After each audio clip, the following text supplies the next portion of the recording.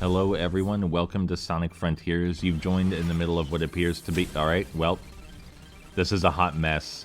There's a roulette minigame going on where I have to run around and pick up these meteor shards to give me spins on the roulette, but I also ran into a mini-boss, which is something you can do in this game, is just run into mini-bosses in the open world. And they're quite fun. The mini-bosses are probably my second favorite thing about the open world, aside from the platforming segments that you're seeing here. But in general, the way the open world is structured is that you see a platforming gauntlet like that in the distance, and you naturally think, well, how do I interact with this? So you go explore, figure out what you need to do to solve the platforming gauntlet, and then when you do, you get a reward for it. Often a pretty simple reward, like a memory fragment, which you use to rescue your friends. Like this. It appears to be a wrench. It's for Tails. The previous two types of memory fragments were for Amy and Knuckles. Amy's were pink hearts because Amy's compassionate and intuitive about what those around her need. And Knuckles cares a great deal about valor, glory, and honor, so his memory fragments were medals. We just gave fruit, I believe they're actually seeds, to Hermit Coco to level up our defense and power, because beat-em-up combat is a thing in this game. And if we go find that mini-boss again, I'll show you what it looks like. Though it may unfortunately be one of the mini-bosses that you can cheese, there are quite a few of those. I already uncovered that spring once previously. Let's see, maybe it's on the mini-map? Yeah, right there. Not that it will be easy to spot with all this around. Okay, there we go. So the combat in this game has ambitions of being similar to character action combat, but my go-to move... Oh, goodness. I guess that might not work this time. Let's try from a greater distance. Nope. Alright, I have to actually pay attention this time, I think.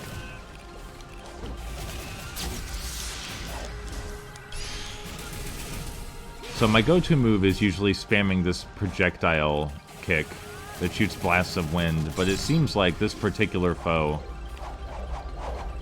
is invested in making me actually use the parry.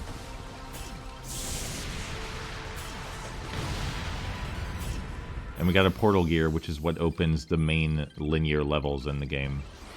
But yeah, sometimes you'll just be wandering across the field and find boss fights like that. It's the same spring I unlocked twice already.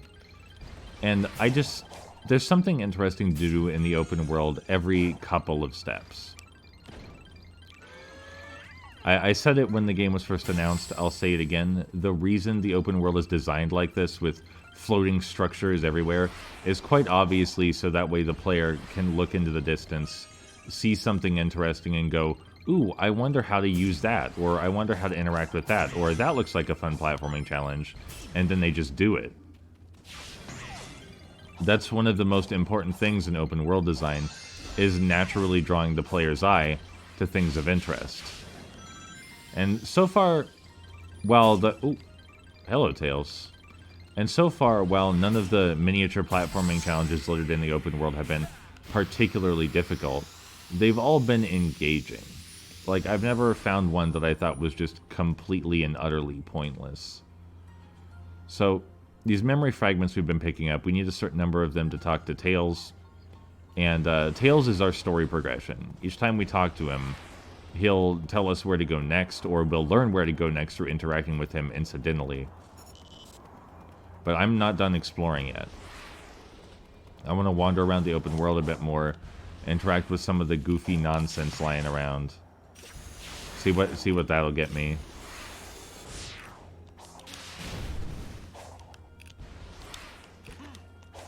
I missed the spring. I was trying to try hard it too hard. Is this the same spring again? It is. Or it's a completely different spring. I'll never trust another spring that I uncover on the ground again, now that it's fooled me so many times. What's that up there? This is a good thing to show off. These little missions unlock pieces of the map in the sense that, here's our map, right? It's made of these cubes, and this unlocks more of the cubes, so that way we can place objective markers and see new activities. So yeah, it's like the Ubisoft towers, except you do an actual challenge to complete them. What's this one? Use parry to hit the energy bullet. So how parrying works in this game is you just hold L1 and R1, and Sonic enters a parry state, and anything that touches him, he will immediately parry. Which is significantly less effortful and significantly less engaging than traditional parry systems which require timing. This right here, this is a parry state. If something touches Sonic while he's in this state, he will parry it, right? That's just how it works. It doesn't require any timing. That's just how it works. And I don't know how to feel about it. Like, I much prefer traditional parries where you have to actually time your parry to reflect enemies' attacks, but this game's general goal is to be more accessible, and on top of that, it's not like it's completely free. You do still have to enter another state in order to use it, where you can't move or do other moves, so it's not like it completely negates the challenge of the game or any such thing. Especially since, like, the whole idea of the parry system is to force a back and forth flow between you and the enemies. Like, they don't want you just being ceaselessly aggressive all the time. That's why the parry even exists to begin with. Oh, here's one of the stages. As I was saying, we use a portal gear to access them, which we can get from fighting guardians, or sometimes they're found as very rare collectibles in the actual open world just lying around. If you find a particularly hidden spot or goofy alcove. Generally, these levels, like the one we're about to enter, let me get a drink.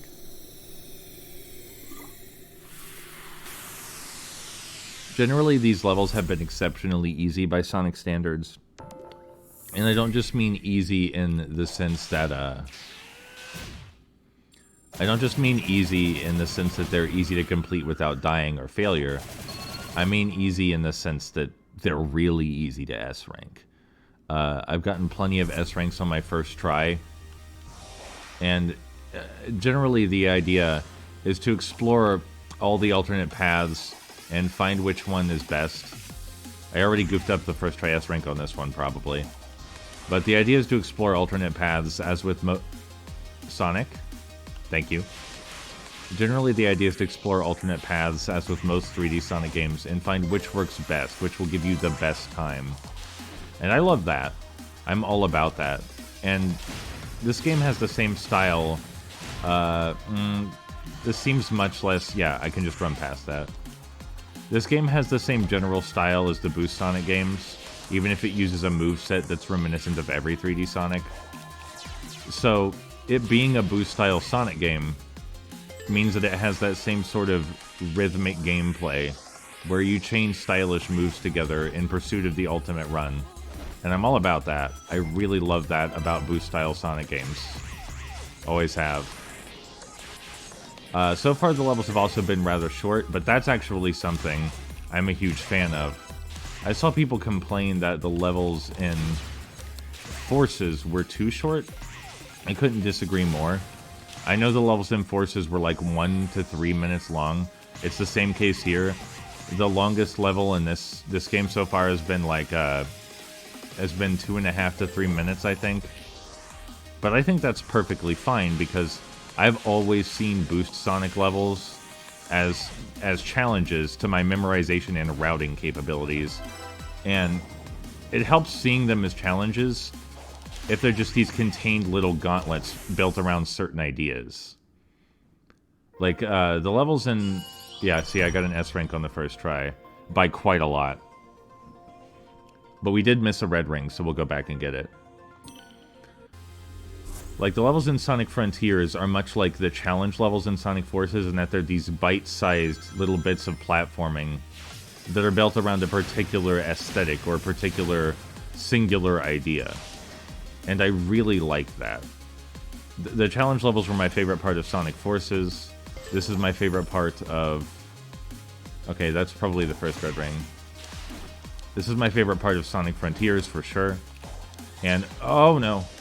Even though it is significantly easier than previous Sonic games, with the exception of maybe Forces. Forces is still much easier than this. I made the same mistake again. I still get that sense of satisfaction for pulling off a good run and getting that gold S rank, even if it feels like the S rank is a bit unearned. The S rank times are just so lenient. The fact that I cleared an S rank by 15 seconds says a lot. That's so much extra time. How did I miss that one? Alright, well, now we just have to finish the stage again. You might have noticed there are a ton of optional objectives. One of them is getting an S rank, one of them is finishing a stage with a certain number of rings. And for each of those objectives you clear, you get a vault key. And the vault keys unlock Chaos Emeralds, and you need all 7 Chaos Emeralds on an island to face the boss of the island, which is called a Titan. And that's the overarching goal. You complete stages to get vault keys, you talk to your captured friends and they'll tell you where the Chaos Emeralds are, you use the vault keys on the Chaos Emeralds, and then you fight the boss. Everything sort of has its own economy. You know, you need to explore the open world to get the memory fragments to talk to your friends. You need to get vault keys to open the Chaos Emerald vaults. You need to get gears, portal gears to open the actual stages. And you get all of those things by engaging in the open world exploration. It all sort of feeds back into itself in a meaningful way. But yeah, so far I've S-ranked every stage, and I've only had trouble S-ranking one of them. I really would prefer for the game to be a bit harder. And it's fine that this game's trying to appeal to everybody. I don't mean to sound like it's not. But I'm playing on hard mode. Like, explicitly, when I started up the game, I chose the more difficult control scheme, and I chose hard mode. And it just doesn't feel like the hard mode label is warranted. This game is so dead easy, as someone who's played the previous 3D Sonic games and mastered them, that it just... hard mode's not enough. Give me something tougher if you have to, but hard mode ain't enough. It's not cutting it. I need those times shorter, I need the platforming harder, I need the enemies more aggressive. Give me more, please. It seems like one of the Chaos Emeralds already unlocked, but I doubt it's on the map presently. The game still desperately wants us to go see Tails right now. That it really wants us to go see Tails, which, to be fair, if you were Sonic in this situation right now, that's what you'd be doing, is immediately going to find Tails. Because he was transported to this strange dimension, and his first priority, naturally, is to find Tails. A lot of these moves look really, really impressive, but they're incredibly simple to pull off. And the function, I think, primarily is for them to look cool. So I can't, like, be mad that they look cool, but don't have much substance. Maybe it's just me. Like, for a Sonic game, that was absolutely an incredible amount of interactivity for a combat system, right? It's pretty normal by action game standards, but for a Sonic game, that's pretty exceptional. Wonder if it... oh, okay. It shouldn't be too hard.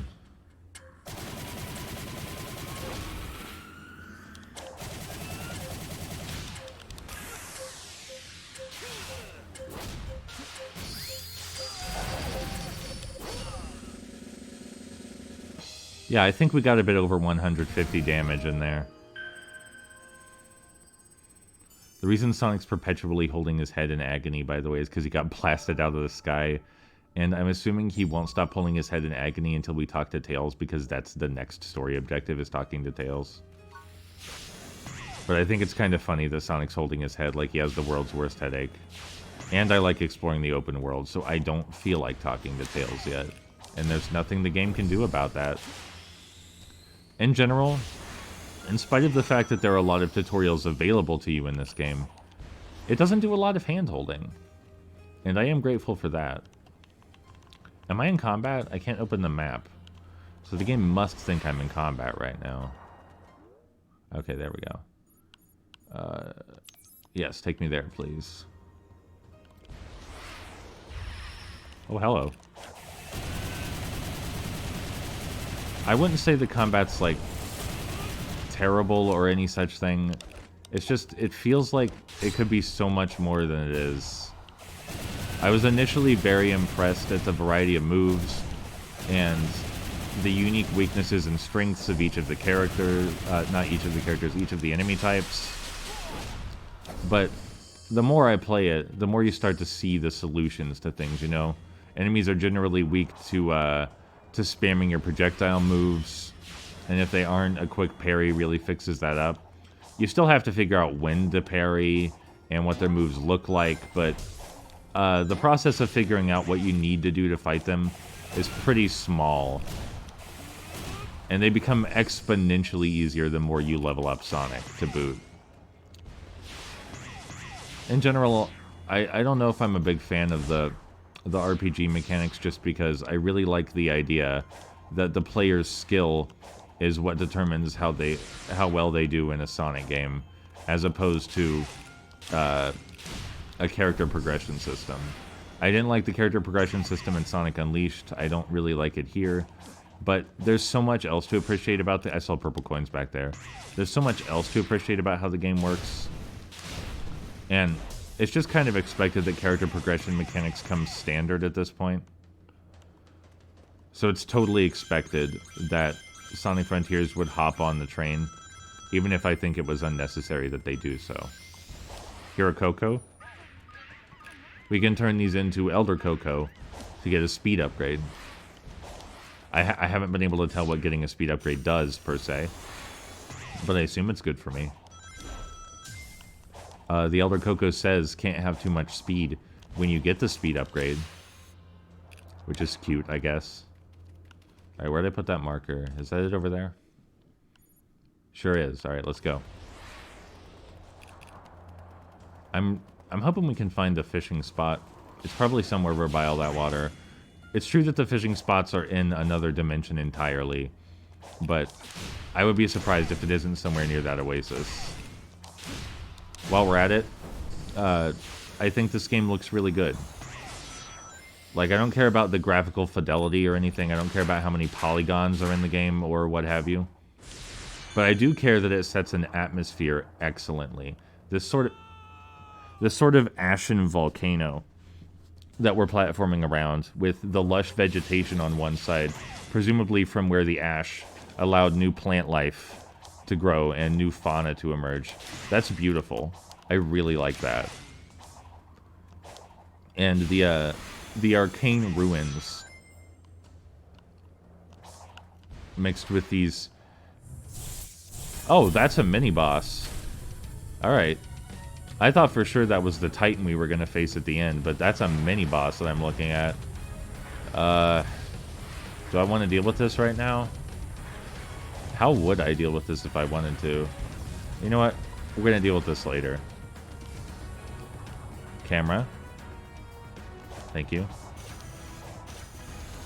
I appreciate that the music got really excited and that it really wants me to engage with that mini-boss, but not now. Another time.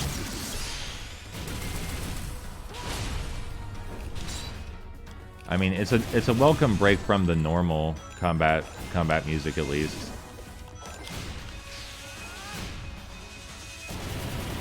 There are so many attacks that involve holding down a button to do some sort of multi-hit move. Yeah, like there's this one, and then there's...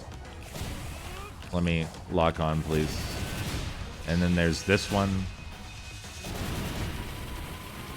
Like, to do that, I just held down the X button and then the A button. The coolest moves are just so incredibly simple to pull off. Alright, what's the mission here? Oh, it's one of these, okay.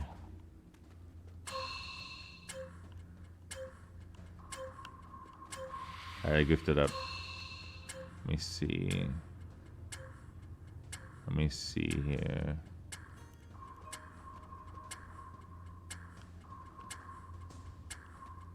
No, that's not gonna work. Hold on.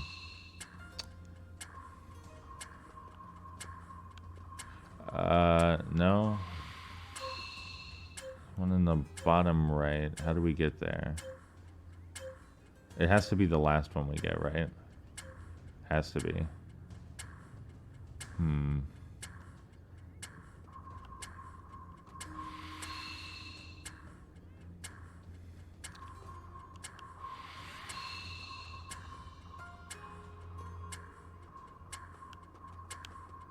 There we go.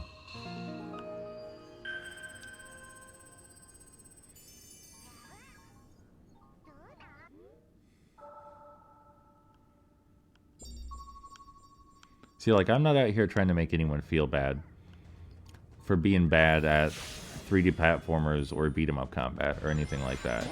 This game was clearly designed for a large general audience in mind from the start. And that's fine.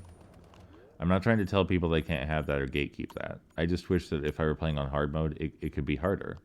And as you've seen, it's not like I'm a genius at solving puzzles. Like, there are genres I'm really good at, and some that I'm not. Like, every time this game tells me to slow down and solve an actual puzzle, it takes a minute. Well, I mean, I feel like combat and platforming are kinds of puzzles. They're just different kinds of puzzle. They're real-time puzzles.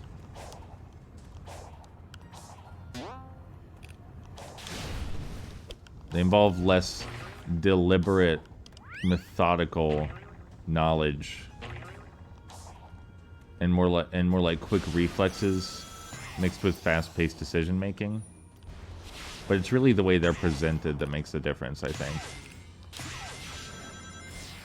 Look at how much stuff there is to interact with as you're getting from place to place. There's always something interesting in your immediate line of sight.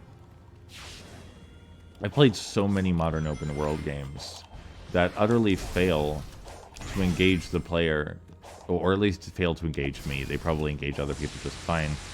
That utterly fail to engage me just because it feels like they lean too heavily on objective markers and mini-maps to show you what to do. And I don't think that's as fun. I think that being able to look in the distance, see something... I didn't mean to do that. Being able to look in the distance, see something cool on the horizon, and figure out for yourself how to interact with it. I think that that's the coolest thing about open world design. It's what I love in Collectathon 3D platformers. It's what I love in this game. Alright, what's our goal here? Alright, skydive on that. Can do, I guess. I messed it up. Let's try again. Did that do it? Or did I interact with it incorrectly and now it's restarted? I think I must have interacted with it incorrectly, which is bizarre to me. Yeah, I'm just not engaging with the mechanic the way that it wants me to.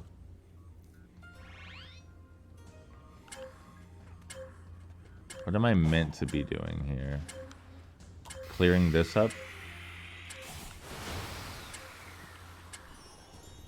Okay, so I bounced through this and then skydive through others, is that right? Okay. That happens a lot to me in games. I imagine challenges where there aren't any, or elsewise imagine the challenge to be completely different and more difficult than it actually is. The amount of time you get to complete these challenges is a bit insulting. I'm on hard mode. I want stricter time limits. I had 64 seconds left to do that.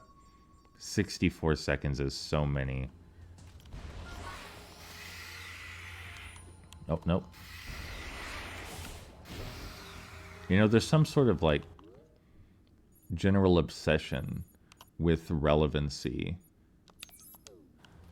that YouTubers like me are supposed to chase after. And in pursuit of that relevancy, people change a lot of things. Not just about how they do their work, but about their personality, about their lifestyle. They almost completely change how they engage with the world around them in the pursuit of relevancy, because that relevancy brings financial well-being. And naturally, I feel that push sometimes too. It's inevitable when this is my job, and I make money doing this.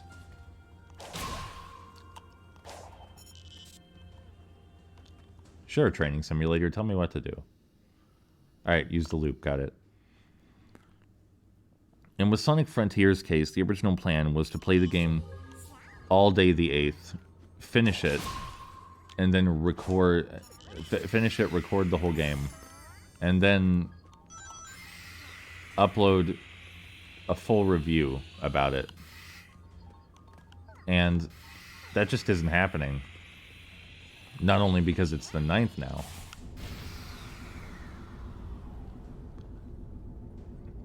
but also because I tried playing it all day yesterday. I played it for 8 hours, and I couldn't handle it anymore. Like, as much as I love this game, and I'm having a brilliant time interacting with it, there's other things I wanted to do. And maybe that'll cost me. You know, maybe it'll cost me that I wasn't able to get a review out the day of, because in this fast-paced, hyper-digital setting that we all live in, relevancy is the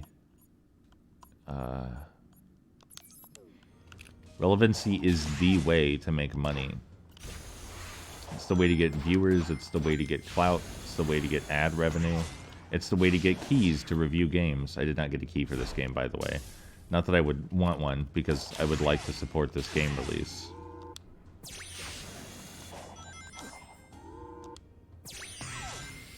And that search for relevancy is almost inherently at odds with what I try to teach myself about art. The idea is to consume art as art. To look at it, figure out what it's trying to say, how it's trying to say it, thoroughly analyze those elements, and then bring that to other people so they can appreciate the art's beauty with me, or at least discuss it with me.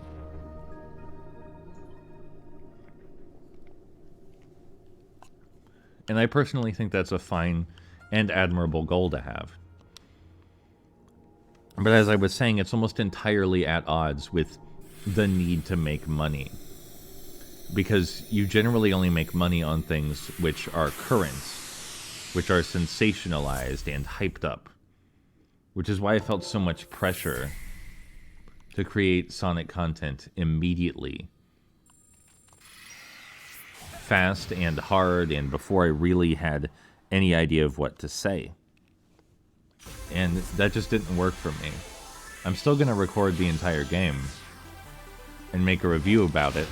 Pretty big video essay judging by how many thoughts I have on it.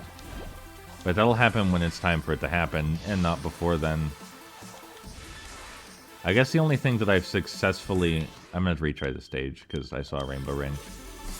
I guess the only thing that I've successfully hustled on has really been My Little Pony. Everything else, not so much. There was that time that I recorded a review for 8 episodes of My Little Pony Make Your Mark the same day they came out. And that was tiring, marathoning all those episodes, and then scripting and editing a video review all in one day. That was so exhausting. It is worth saying that although these levels have very different themes in terms of like what ideas they're presenting to the player, they have very similar themes insofar as their graphical design. Like, I've seen the Sky Sanctuary so many times already. So many times.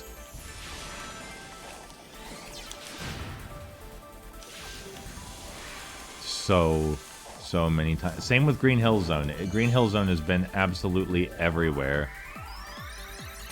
Now, personally, I would have put the end of the level right there, just because I'm anxious about ruining this really good run. I personally would have put the ending right there. You can skip large chunks of level by boosting at just the right times, you might have noticed. But this isn't like Unleashed, we're constantly boosting every time it's available. And also, that's deeply unfortunate. We're constantly boosting anytime it's available, and also figuring out which straightaways are the most reliable to boost on is essential to victory. It's more the case that if you think it's safe to boost, go ahead. Otherwise, save your boost for mid-air where you can use it to skip some kind of obstacle. That seems to be the design behind this one. Alright, I probably missed the time by 7 seconds, would be my guess. Oh no, this one's actually a bit tougher. Alright, I'm down to try that again, for sure. I did majorly goof up, though. Like, really badly goofed up.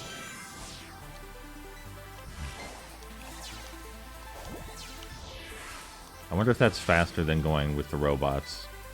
See, this is what I like, is routing my way through the stages. Like, that platform's skippable. There's so much you can just fly over, and I don't mean that in a bad way, right? The fact that you can fly over so much of the level is a good thing, because it requires skill and precision, and it's just plain fun to do. I just wish that the time were stricter. Because I spent like 2 hours of my life trying to S-rank Eggman Land and Sonic Unleashed. And that, I loved. Eggman Land is where dreams are made and broken. That was my favorite Sonic stage for a long while. I'm not sure what's my favorite now. I have to do some serious reassessment. But I'm really proud of the way I tackled that Eggman stage. I'm really proud of my video about that Eggman stage. It's just a fun game, and it was fun to push myself to that limit. Alright, now let's try this time to not goof it. This is where I goofed it last time. Let's just try to not goof it. I have plenty of time. Yeah, there we go. Alright. That should... No, please don't fall. I don't know. I might have tripped up a bit too much. 39, 50. No, I got it. I got it. The movement's definitely tighter here than it is in Forces, for sure. Just could be tighter still. I think I'm going to leave cyberspace. I don't think I want to go back and get those 2 red rings right now. Oh yeah, the drop dash is in this game. I barely use it, but it's here. You can use it if you want. All right. What was I doing before I stumbled into this next level? Like, you can tell this is engaging, right? Like, I'm just having a blast playing this game. All of its mechanics speak to me. The Collectathon open world part speaks to me because I love Collectathon 3D platformers. The movement speaks to me because I love all 3D Sonic games. The levels speak to me because I love routing and pushing my platforming skills to their limit. It just all speaks to me. The only thing I don't like, I think, is... Alright, let's go get this one. The only thing about this game I don't like, I think, is the Titan bosses that cap off the worlds. They're real spectacle over substance affairs. Is this how I get back? Looks like it. This looks like a backish direction to me.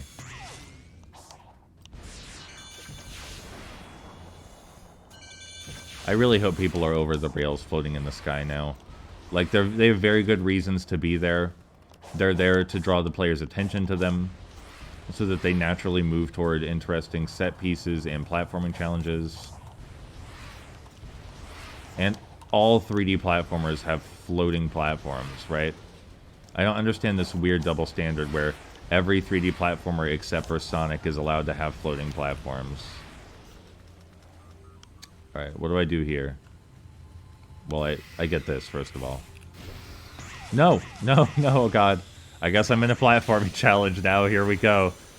I was trying to engage with a completely different challenge, but here we are doing this instead. This might even be one I've already done. I don't know. I hope not. No, I haven't done that one yet. Okay, as exciting as that all was, I gotta get back down there. There's stuff to do down here. I'm gonna try to loop on it. Oh, so I just hit the ball through those? It would be my guess. Again, 50 seconds, a little too lenient, I think, for this, which is essentially a basic tutorial for the homing attack. Maybe 10 seconds would have been good. I might have failed it once. And I would argue it's okay if I failed it once, because I royally goofed it up. You know? I think it's okay if I failed that. Do I have enough portal keys to get in here? I can't see how many portal keys I have.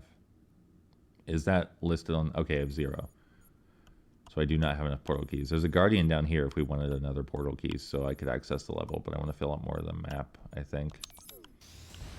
But anyway, yeah, hopefully it's clear what I like about this game, what the open world is trying to accomplish, what the combat is trying to accomplish. Does it do all of that well? It does all of it admirably, I would say, if not flawlessly. Especially considering its goal is to be more appealing to generalized audiences than old 3D Sonic games. I think it's doing a good job of finding a middle ground between what hardcore fans want and what general consumers would be happy with. I haven't looked at anything relating to this game's reception yet, and I really don't want to. At least not until I'm personally done with it, done exploring the world, done engaging in all the mechanics. In the previous, island, it sure seemed like the idea was to have some sections completely cut off until you completed certain story objectives, but that might not be the case with this one. What is this? What is this that I'm interacting with currently? I'll deal with it later. I seem to have come backwards, but that's fine. You can absolutely complete many of these challenges completely out of order, and I don't think that's necessarily a bad thing. Like, you can just jump into them from somewhere you're not meant to, and that's just part of the fun, being able to skip some things that way. After all, the regular levels are built around such a thing. What's this? Oh, that one's just memory cores. Alright, what's the goal? What's the deal here? Oh, one of these? Okay, give it to me.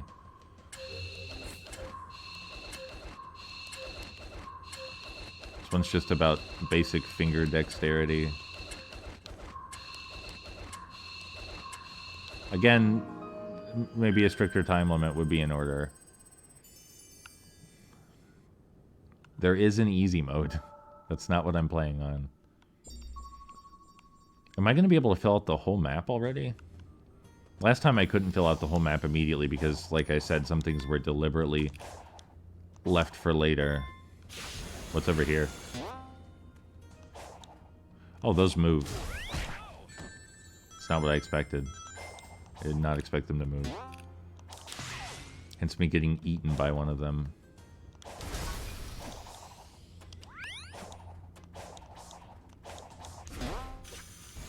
I actually really like this sort of hazy pink that they're using for the springs and bumper. Ooh, enemies. I really like the hazy pink color that they're using for the springs and bumpers as opposed to the more traditional red. I think it gives this game a more unique vibe.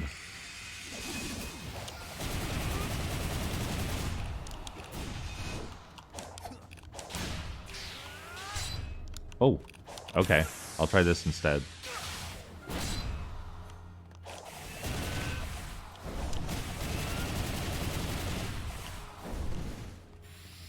I mean, it's got the basics of a beat-em-up or character action, kind of a bit of both system in there, where you want to vary up your attacks depending on what works best for the given. Am I still in combat? The game still thinks I'm in combat because I can't open my menu. Who am I currently engaged in combat with? Okay, there we go. Please put a marker. No. Yes. Still haven't seen the fishing spot yet.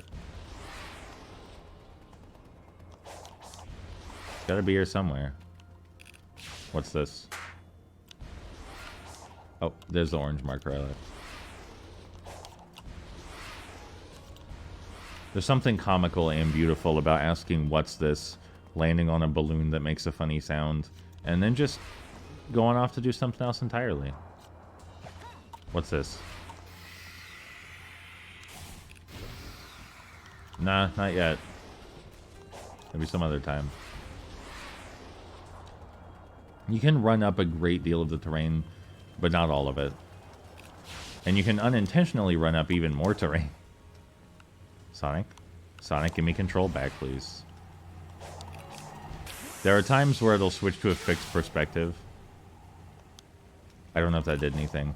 There are times where the game will switch to a fixed perspective for certain platforming challenges. And that can be beneficial, obviously, but... What is the... Oh, jump rope. Okay.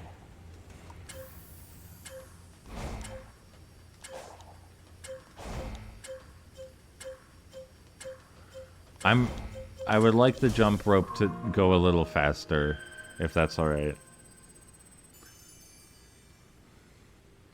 Go just a wee bit faster. Challenge me just a wee bit more. Alright, it looks like there's no plainly... Let me get that seed. Like there's no plainly visible map to unlock over there. There is over here, but I think we've kept Tails waiting along. I don't even know where Tails is anymore. He's all the way down here. Alright. I didn't need to put a marker there because the story marker helpfully informs me that that's where Tails is. But I think I kept Tails waiting long enough. And I think I probably rambled about Sonic Frontiers long enough. It's great. It's fun. It's engaging for reasons that I hope I've illustrated while playing. I try to substantiate my claims, you know. It's fun and engaging because the open world is absolutely littered with stuff to do. It's really great at drawing the player's attention to set pieces and platforming challenges by placing them in wide open landscapes with pretty colorful goobly gobbles for you to collect, like the one right above me there. The combat is engaging because, although it is simple, it gives you a lot of moves to vary between, more than any other Sonic game previous to it. It's fast-paced. The Psyloop is really inventive and fun. It really fits with Sonic's personality. It's a great way to mix melee combat with Sonic's traditional speedy sensibilities. The normal linear stages are really fun. They give me the same good vibes as other Boost Sonic games, because it feels like I'm really testing my platforming capabilities and pushing myself to get my best time. There's really nothing about the game that I don't like, or that I think it does poorly. I think it does almost everything, at least as well as it wanted to. Besides the Titan bosses. I really, really don't like the Titan bosses. Alright, yep. That's about it, I think.